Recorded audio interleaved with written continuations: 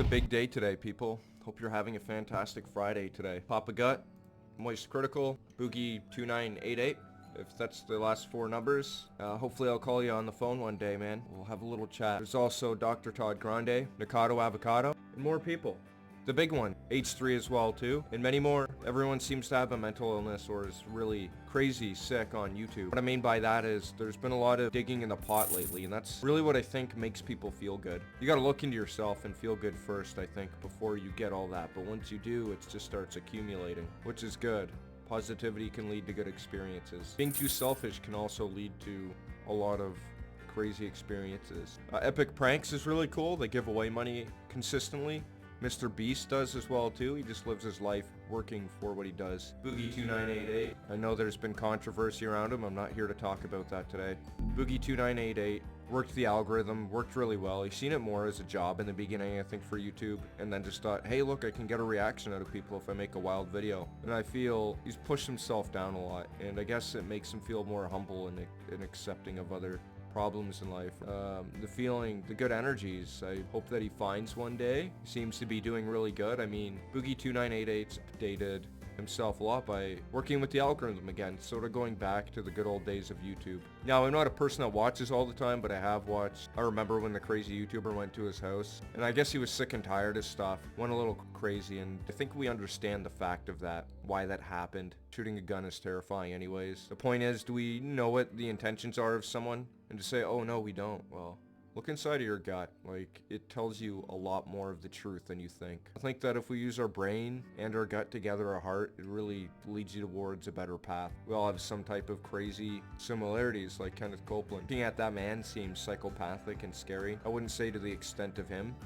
but the thing that makes him feel good as well too. With the lack of caring for other people when you go to church and just completely use someone's beliefs just to generate income. A lot of scams. A lot of YouTubers promote this too. This is what's known as a Ridge wallet. $100 online. The way it's promoted is all good. I don't hate on it or anything. I almost bought one for $100 back in the day. There were some going for $60. This one I got for $10, but I got it from China. It's made of carbon fiber. Carbon fiber is an RFID protection there for many people. And it works well. It stopped me from having people scan through my card once or twice. It actually happened on my phone.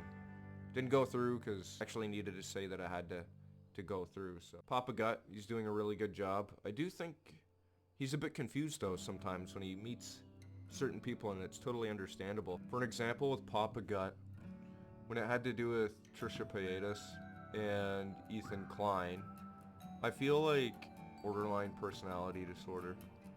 If we didn't know what it was, we sort of do now. There's a lot of comorbids with personality disorders, and I do believe Trisha Paytas has it. Those people are doing what they do. Yeah, it's tough to talk about. Because one thing will lead to another, and someone will point a gun at me and kill me for just mentioning anything or talking or bringing up stats that major government websites talk about. For an example, the National Center for Biotechnology Information. The government, they have people do studies and then post it on these websites. There's other ones too, like for National Health and Lung Institute and such. The BPD website itself does state there are comorbids with other personality disorders and such. But I mean, like, same for everything, right? Like, if you have antisocial, like, you can't judge the people for having a mental illness. I remember there was a movement about people that were sick when it came to children, and then they asked that, look, what about the people that have these problems but don't actually do it? It hurts. I don't want to talk about it. I'm done. The major point that I'm getting at today is the YouTuber greedy money pot. Sticking their hand in anything that they can to get that money and then put it back in their pocket. For example, this stupid wallet, it's $10 from China. No hard feelings, China. You have good products. Like, I mean, do we really know the difference between right and wrong at this point? You gotta trust your gut and just follow the best part of life that you really can. Because we're going to find out that tomorrow we're all pretty much wrong. Things will change, just like the Jenna Marbles issue when she left. Any old YouTuber or someone that's been online forever really understands that Jenna Marble I don't think she had really bad intentions at all.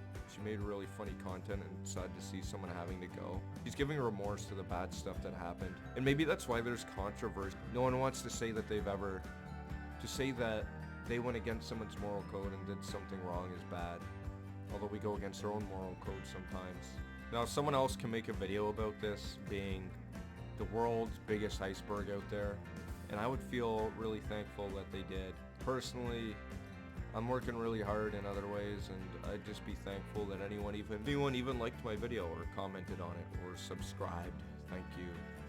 I want to get out the point that it's not about money all the time. Or how many times have you looked for a job, changed up your resume, you went into the places, you did your best, and nothing's working? Look, it's not about that.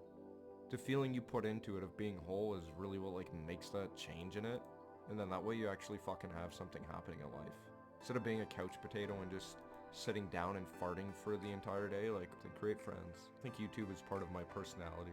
I've always been that type of person to meet the strangers. Talked to a friend about this the other night, actually. Well, he told me, by being, I guess, too friendly. We're too good with people. It's like a sickness. Overall, it's funny that we can laugh about it because we got some similarities together. Anyways, thank you very much for watching. Remember to be careful with yourself. Don't let your ego go too crazy on YouTube.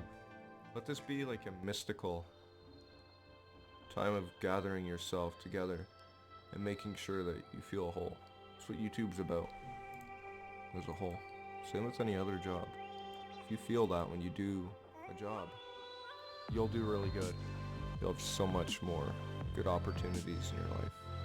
Have yourself a fantastic Friday.